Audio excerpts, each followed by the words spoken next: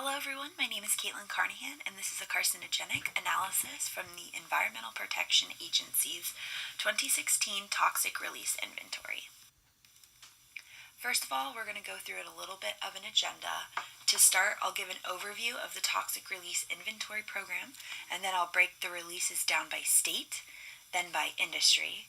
Next, I'll go into what chemicals were being released, and then I'll do an in-depth analysis of the top 4.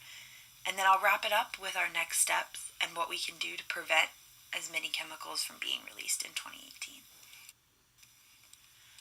The Toxic Release Inventory Program was created after an accidental chemical release occurred from a plant in West Virginia in 1985. Over 135 residents were treated for eye, throat, and lung irritation, and over 30 were admitted to the hospital. Congress then passed the Emergency Planning and Community Right to Know Act to support and provide emergency planning and also provide the public with information about releases of toxic chemicals in their community. Since 2006, the EPA states releases have gone down by over 21%. Just to note, the Toxic Release Inventory is actually an annual report that tracks management of toxic chemicals that may pose a threat to human health and the environment. U.S. facilities are required by law to report how much of each chemical is released into the environment. A release of a chemical refers to it being emitted through the air, water, or placed in land disposal. And for the purpose of this presentation, we are focusing strictly on the chemicals that have been classified as carcinogens. For a facility to report their data, they must meet 3 criteria requirements. The first, it must be from a specific industry sector defined by the EPA: food, mining, chemical, automotive, etc. 2, you must have at least 10 employees. And 3, the chemical has to be classified as a toxic release inventory chemical, as again defined by the EPA. If a facility does not meet all 3 requirements, they must use a third-party chemical waste removal company. You'll see in a second, but actually all of the chemical removal companies are classified as hazardous waste. Here we have the releases broken down by state. As you can see, the highest concentrations are Louisiana at 14% and Texas at 12%, and then Illinois and Indiana at 7%, and then Nevada at 6%, Ohio at 5%, Alabama, California, and Oregon at 4%. Louisiana and Texas are both known for natural gas and petroleum. In 2016, Texas was ranked as the largest energy exporter in the U.S., accounting for over 53% of U.S. energy exports. Louisiana was ranked second, accounting for around 17%. Illinois at 7% is known primarily for manufacturing and coal mining, and then Indiana, the same as Illinois, with 7%, but predominantly known for their pharmaceutical industry and automobile industry. Nevada at 6% is strongly known for its gold mining and other mining-related industries. Which you can see this makes sense why all these states would be so high, because their dominant industries involve the use of heavy chemicals during production. Next, we just have an industry breakdown.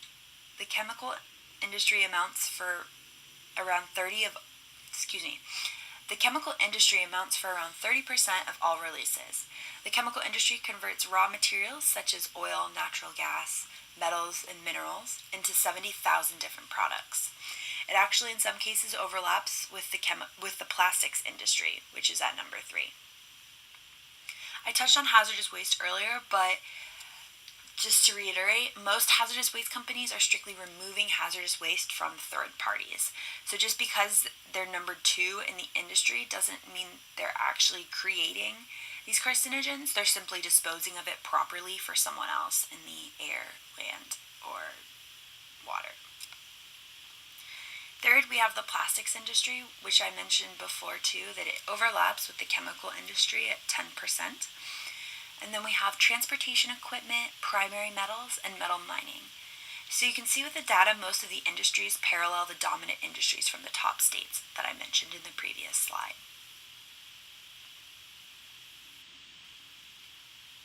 Next, we have chemical distribution. Now, there are almost 140 pounds of carcinogens released from this data, which there are over 130 chemicals from this list classified as carcinogens, but over 50% of the total release is from 4 chemicals. So to only have 4 chemicals make up over half of the total release is really alarming. On the side of the graph, I just have some of the related cancers and diseases that come with the top 8 chemicals listed above. I will dive deeper into the top 4 in just a second.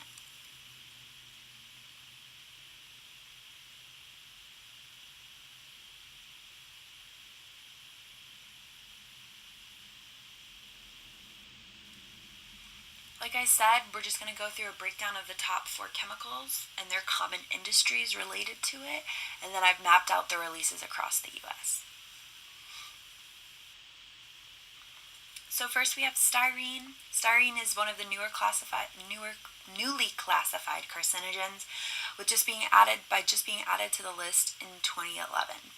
We can see the breakdown of it by state in the bottom right corner, with releases mostly in the east: Indiana, Tennessee, Georgia, and North Carolina.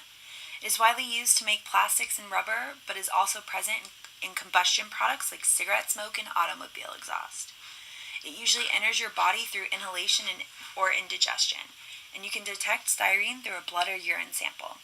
Since styrene is newly classified, the EPA is currently still reviewing the chemical to classify how cancerous or toxic it is to the environment, but multiple studies have shown associations between lymphoma and leukemia and styrene.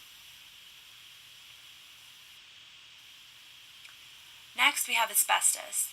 This mainly comes from old or improperly installed building materials. The term asbestos doesn't refer to one particular mineral, but it's a generic name given to the fibrous variety of 6 naturally occurring minerals that all have common characteristics. Friable means the chemical can be crumbled into your hands, releasing fibers into the air. It's actually nearly impossible for your body to destroy asbestos fibers. Your body can't break them down once it's been in your body tissue or in lungs.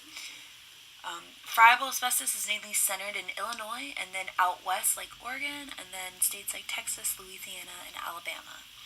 Most of asbestos comes from hazardous waste, so it's kind of hard to detect exactly where it's coming from, but asbestos is known to cause asbestos, a chronic respiratory disease, lung cancer, and mesothelioma. And actually, one of the worst things about asbestos is these symptoms don't show up for 20 to 30 years after. Formaldehyde is a colorless, flammable, strong-smelling chemical, and it's used to produce a multitude of household products. It's also used as a fungicide and disinfectant. It's mainly centered in Louisiana, and then smaller concentration around the neighboring states. Formaldehyde is known to cause cancer, but research has not shown yet what certain level of exposure causes cancer.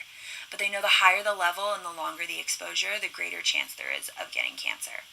Exposure to formaldehyde, even at extremely low levels, is known to increase the chance of getting cancer. Next, we have lead. Lead is used to make batteries, fossil fuels, and metal mixtures.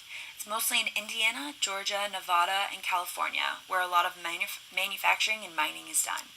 Lead is particularly dangerous in children because it affects their growing bodies. Children's bodies can actually absorb more lead than adults do, and it can affect their brain and nervous system and hinder development.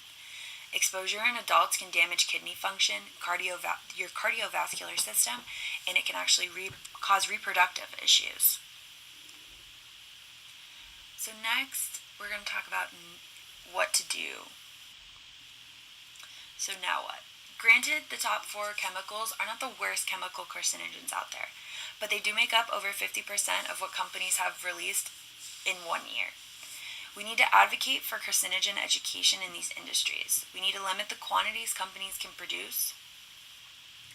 With the EPA slowly getting its power taken away from the current government, we need to be the voice for them and our citizens. Not many people know this data exists, which is why our duty to inform them and tell them about how big of a deal this actually is, and hope this leads to change. We must persuade companies out of using cancer-causing ingredients. Cancer is all too common of a disease. We have the facts right in front of our face. We know what chemicals cause cancer. We've known for years, and it's time to do something about it. So tell your friends, tell your neighbors, call your representatives. The first part of a movement is awareness. The more people that know, the better chance we have of changing this. Thank you.